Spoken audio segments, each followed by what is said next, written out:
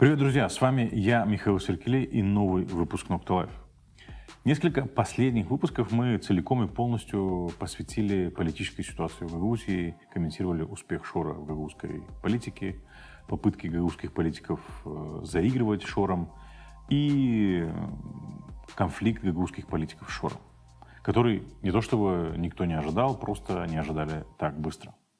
Но сейчас, с нашей точки зрения, важно проанализировать причины того, как мы дошли до жизни такой в Гагаузии. Я позволю себе копнуть глубже, чем прошедшие выборы Башкана, и даже, может быть, глубже, чем последние 30 лет существования гагаузской автономии.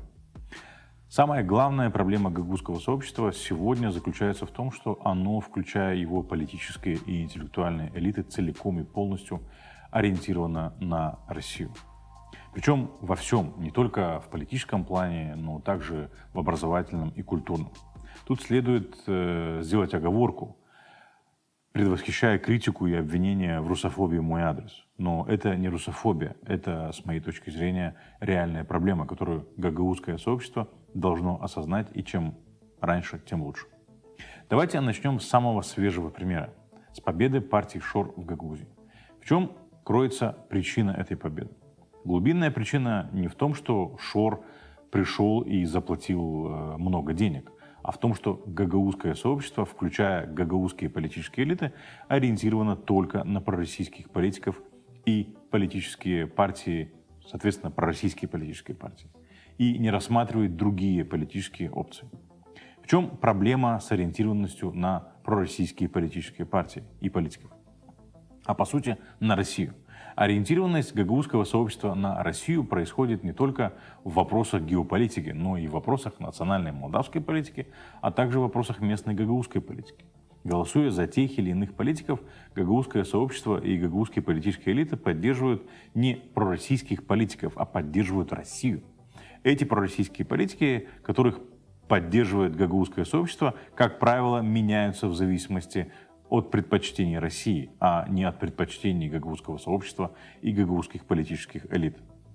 Давайте проанализируем, как гагаузы голосовали, начиная с 1994 года, с момента принятия закона об особом правовом статусе и с момента образования гагаузской автономии. В национальной политике гагаузы голосовали за Лучинского, потом за Воронина, потом за Додона, и на следующих парламентских выборах наверняка проголосуют за Шора. Что происходило в местной политике? Сначала Табунщик, потом Формузал, потом Влах и в конце концов Гуцул. Дмитрия Караитора мы не ставим в этот ряд, потому что он пришел к власти при поддержке партии, которая не была откровенно пророссийской, но он был смещен с должности откровенно пророссийским Воронином, и гагаузы это проглотили. В качестве отступления следует привести очень показательный пример, как в Гагаузии проглотили вероломные и незаконные действия Воронина по смещению законно избранного Башкана без существенных на то оснований, и как в той же Гагаузии встали на защиту никому неизвестный Евгений Гуцул, пришедший к власти благодаря массовому подкупу, только лишь потому, что в Кишиневе у власти находятся проевропейские политики, и Центр по борьбе с коррупцией приехал в Гагаузию для проверки документов. В первом случае гагаузы это проглотили, потому что это были действия пророссийского политика Воронина. Во втором случае чуть не устроили восстание, потому что это произошло при власти проевропейской партии, и несмотря на то, что действия Национального центра по борьбе с коррупцией на самом деле защищали честные и свободные выборы в Гагаузии. Слепо ориентируясь на Россию, гагаузы не заметили, как политические опции, предлагаемые Кремлем, сильно деградировали от Лучинского до Шора в национальной политике и от Табунщика до Гуцул в местной политике. В Гагаузии, как черт ладана, боятся ориентироваться на нечто другое, кроме России. Иные политические опции даже не рассматриваются. Проевропейские партии воспринимаются как исчадие ада. В местной политике, даже если есть разные политические опции, то ты не понимаешь, в чем между ними разница. Они мало чем друг от друга отличаются и по сути, и по содержанию. Друг с другом они соревнуются только в том, чтобы доказать, что они более пророссийские. Вся эта ситуация в местной политике привела к тому, что на последних башканских выборах в тройку лидеров вырвались Гуцул, Узун и Петров. Всех троих поддерживал Кремль. Из всех 8 опций на последних башканских выборах это были наиболее слабые кандидаты с точки зрения политической подготовки, опыта и, не постесняясь этого слова, интеллектуальных способностей. Из этих троих во второй тур прошли две самые худшие опции, и во втором туре выбрали наихудшую.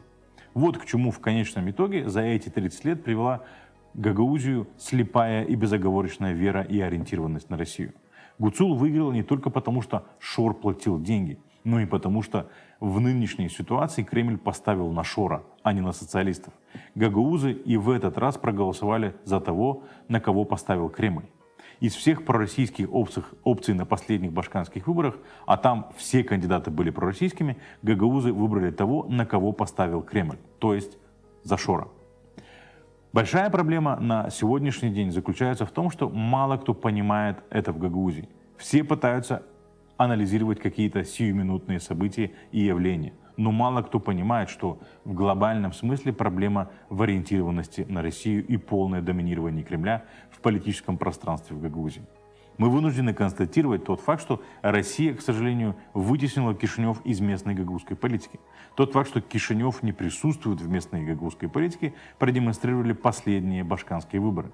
И попытки Кишинева каким-то образом участвовать вызывают скорее раздражение в Гагаузии.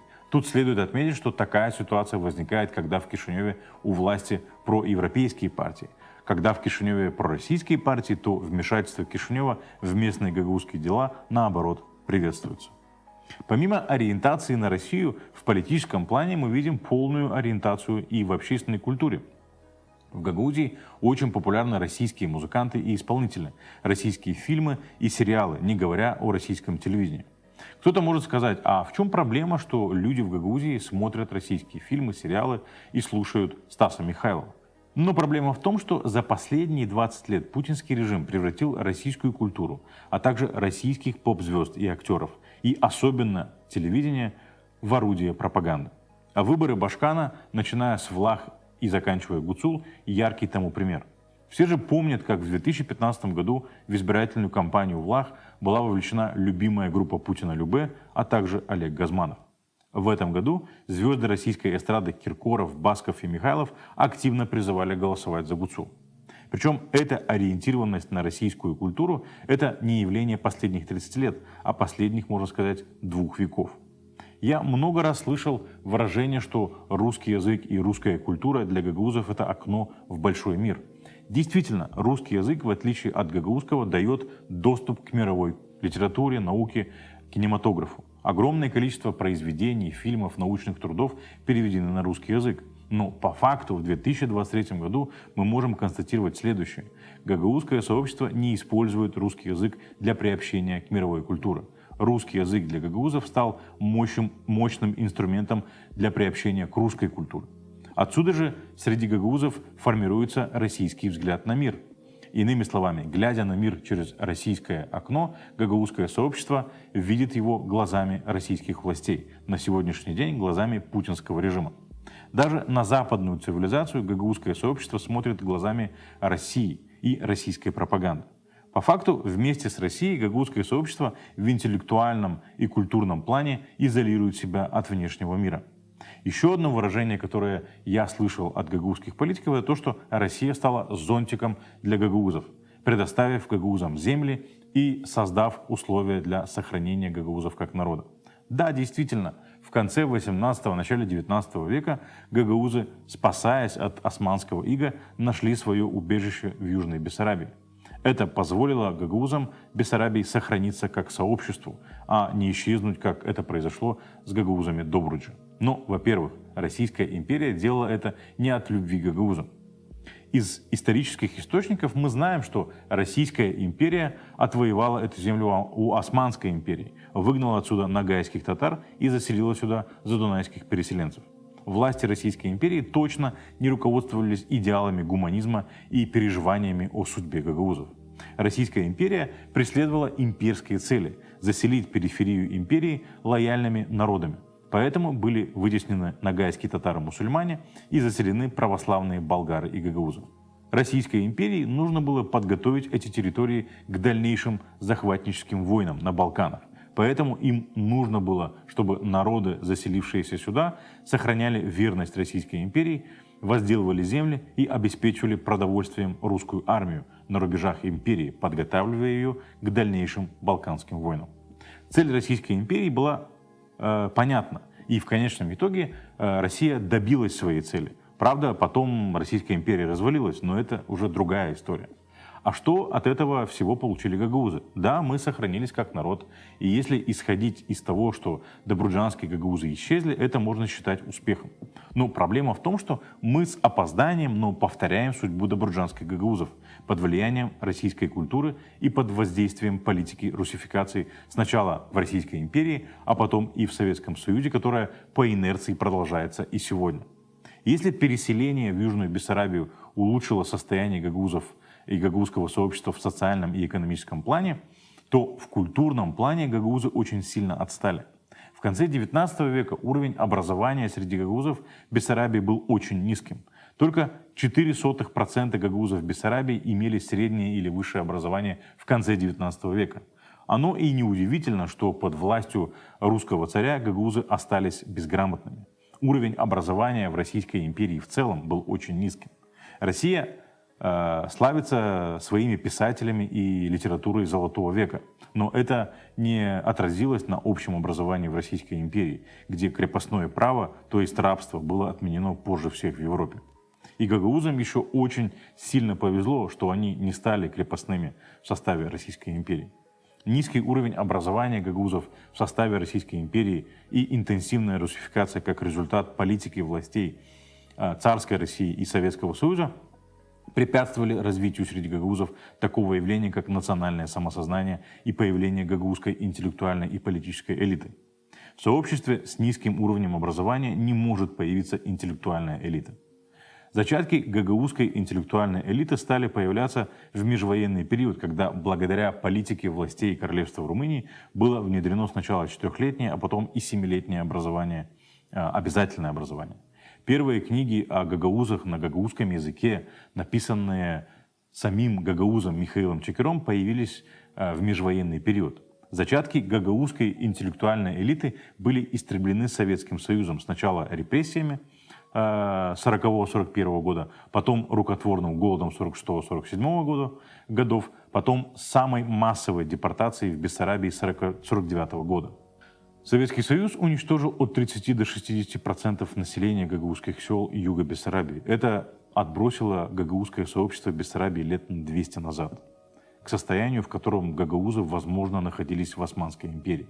Формирование новой интеллектуальной элиты среди гагаузов началось в период позднего Советского Союза, но следует понимать, что это не была гагаузская интеллектуальная элита. В основном это была советская элита среди гагаузов. Тогда же зародились робкие попытки формирования гагаузского самосознания, которые жестко подавлялись Советским Союзом. Те, кто выступал за преподавание гагаузского языка в школах и издание газет на гагаузском языке, подвергались репрессиям. На рубеже 80-х и 90-х годов события развивались так стремительно, что неокрепшее движение за гагаузский язык и идентичность не без помощи советских спецслужб унесло от гагаузского языка в сторону защиты русского языка на территории не только Гагаузии, но и Молдовы в целом. Истинные и подлинные условия для возникновения гагаузской идентичности, а также гагаузской интеллектуальной и политической элиты появились после обретения Республикой Молдова независимости. Но гагаузское сообщество, к сожалению, пока не может воспользоваться этим для формирования своей интеллектуальной и политической элиты. Если бы гагаузское сообщество смогло создать и развить свою местную гагаузскую интеллектуальную и политическую элиту, продвигающую национальное гагаузское самосознание, то это служило бы хорошим заслоном для таких политиков, как Гуцул, и для прихода Шора в Гагаузию. С моей точки зрения, формированию гагаузской национальной идентичности и гагаузского национального сознания очень мешает бесконечная ориентированность гагаузского сообщества на Россию и бесконечная ностальгия то по Российской империи, то по Советскому Союзу. Да, мы не можем отрицать, что переселение в Бессарабию сохранило гагаузов как народ, но гагаузы за это заплатили сполна. Дальнейшая привязанность гагаузов к России и российской культуре обязательно приведет к исчезновению гагаузов как сообщества. Других вариантов здесь просто быть не может. Именно поэтому гагаузское сообщество должно проснуться прямо сейчас, абстрагироваться от российского влияния и определить свои интересы. Интересы гагаузского сообщества заключаются в сохранении и развитии гагаузского языка, сохранении и развитии гагаузской культуры, а также в социальном и экономическом развитии гагаузской автономии. Как этническое, культурное и политическое сообщество, гагаузы получили возможность развиваться только после обретения Республикой Молдовы независимости. Эту возможность предоставили власти Республики Молдова, поэтому главным зонтиком на сегодняшний день, обеспечивающим гагаузам экономическое, социальное и культурное развитие, является Республика Молдова. Но гагаузы пока не могут воспользоваться открывшимися для этого возможностями, ностальгируя по имперскому и советскому прошлому. Наблюдая за гагаузским сообществом и гагаузскими политическими элитами последние 30 лет, создается такое впечатление, что они всеми силами и всем своим нутром отвергают те возможности, которые предоставляет независимая и суверенная Молдова для экономического, социального и культурного развития гагаузов. Сейчас последний шанс для гагаузского сообщества сформировать свое национальное самосознание, основанное на гагаузской, а не русской идентичности, гагаузском языке и гагаузской культуре. И те лидеры, которых Россия скармливает гагаузам как политическую элиту, явно не способны обеспечить гагаузскому сообществу экономическое, культурное и социальное развитие. Еще раз обращу ваше внимание, как все деградировало в политическом плане от Табунщика до Евгения Гуцул. Россия, по сути, не предлагает никакой модели развития гагаузскому сообществу. Единственное, чего хочет Россия, это чтобы гагаузы по-прежнему были форпостом на окраине теперь уже несуществующей или бывшей Российской империи. И если мы принимаем эту роль для себя, мы обрекаем себя на исчезновение как народ.